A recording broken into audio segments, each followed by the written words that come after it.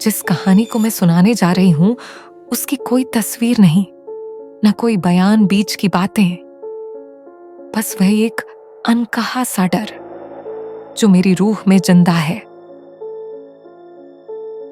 मैं कॉलेज के first year में थी जब पापा चल बसे। यह हादसा मुझे और मेरी मां को बुरी तरह से झंझोड़ दिया था। पापा के जाने के बाद हमने अपना पुराना फ्लैट छोड़कर एक नए घर में शिफ्ट कर लिया जो बहुत ही कम प्राइस में मिल गया था। मैंने कभी नहीं सोचा था कि एक अंतहीन सन्नाटा मेरी जिंदगी बन जाएगा। ये कहानी वह सब बताती है जो मेरे साथ हुआ। यह हवेली मेरी मां और मेरे लिए आखिरी आश्रय थी, पर यहां कदम रखते ही मुझे लगा जैसे कोई मुझे अतीत से बुला रहा हो। दीवारों की दरारें, टूटी खिड़कियां, ये सब मुझे मेरे अतीत की परछाई की तरह घूर रही थीं। बेटी नेहा, सामान वहीं रखो और कमरा सेट करो। माँ, तुमने देखा क्या? कुछ अजीब सा है। कहाँ? क्या देखा तुमने? कोई तो था जो अचानक गायब हो गया। ये सब तुम्हारा वहम है। तुम थक गई हो, जाओ जाकर आराम करो। पहली रात ही मुझे एहसास हुआ कि केवल हवेली सन्नाटे से नहीं भरी, कुछ और भीतर था।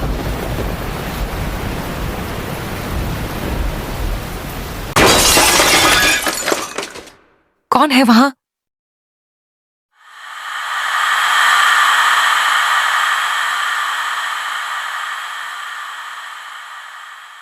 मैं पूछ रही हूं, तुम कौन हो?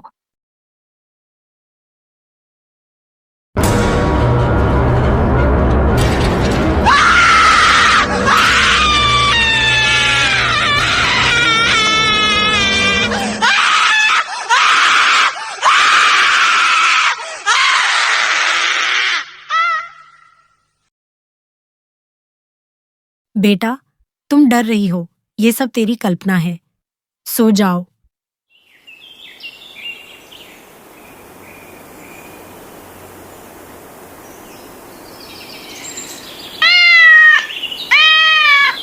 तुम कहां से आई? ओ, तुम कितनी प्यारी हो। तुम्हें भूख लगी है ना? चलो तुम्हें कुछ खिलाता हूँ। खाना खाकर घर पर ही रहना, मैं बाहर से थोड़ी देर में आती हूँ। माँ, मैं बाहर जा रही हूँ। सावधानी से जाना बेटी।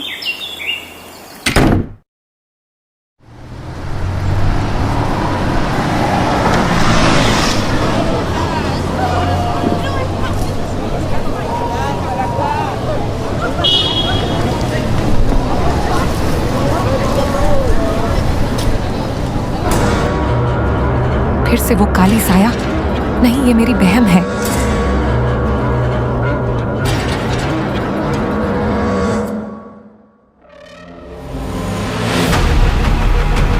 वो रहस्यमय साया हमेशा मेरे पीछे रहता था। न जाने क्यों वो सिर्फ मुझे ही नजर आता था। मैं जहां भी जाऊं वो जैसे मेरी परछाई बन गया हो, कभी साथ न छोड़ने वाला। छाया।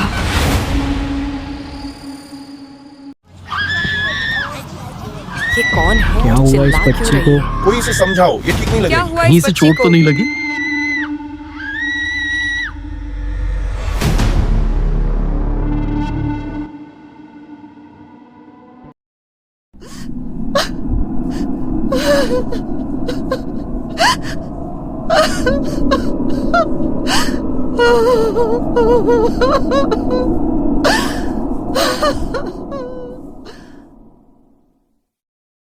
डॉक्टर साहब, अब 3 दिन हो गए हैं। मेरी बेटी न कुछ खा रही है और न ही ढंग से सो रही है। मुझे समझ नहीं आ रहा कि उसे क्या हो रहा है। वह बार बार बस एक ही बात कहती है कि कोई साया उसका पीछा कर रहा है। प्लीज कुछ कीजिए, मैं बहुत परेशान हूँ। आप चिंता मत कीजिए। 3 दिनों से न सोने की वजह से वह थोड़ी कमजोर हो गई है। बाकी साया वगैरह जैसी कोई बात नहीं है। टाइम पर दवा दीजिए, आपकी बेटी जल्दी ठीक हो जाएगी। माँ, मुझे क्या हो रहा है? तुम्हें कुछ नहीं हुआ है बेटी, तुम बहुत जल्द ठीक हो जाओगी। अब आराम से सो जाओ। मैं पूरी रात सो नहीं पाई। वे अनजानी आवाज लगातार मेरे कानों में गूंजती रही।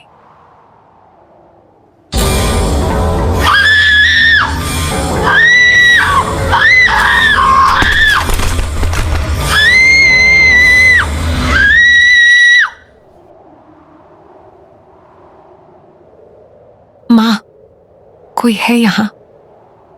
सच में कोई है? कोई नहीं है, तुम डर मत, मैं हूं ना तुम्हारे साथ।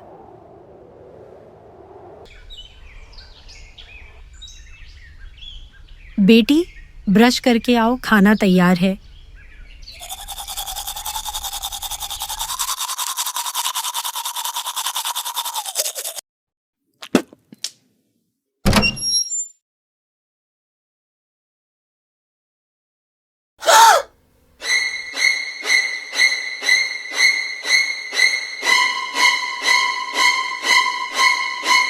बिल्ली की हालत बेहद दर्दनाक थी।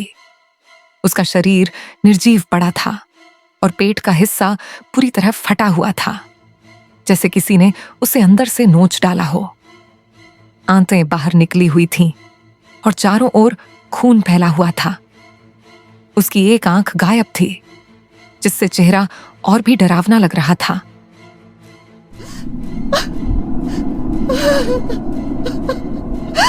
हे भगवान, ये क्या हो गया? कोई जानवर घुस आया होगा जिसने उस बिल्ली को मारा होगा। तुम बेवजह डर रही हो। ऐसा कुछ नहीं है जैसा तुम सोच रही हो।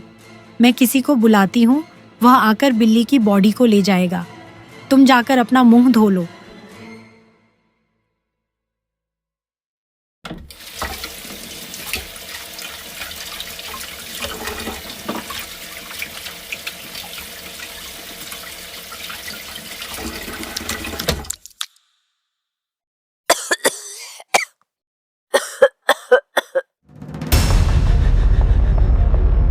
हे भगवान, ये तो किसी की आंख है।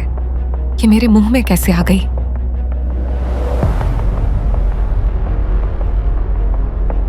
नहीं, क्या मैं सच में पागल हो रही हूं? शायद ये सब मेरा ही वहम है। सबकी बारी आएगी, सब मरेंगे। ये किसने कहा?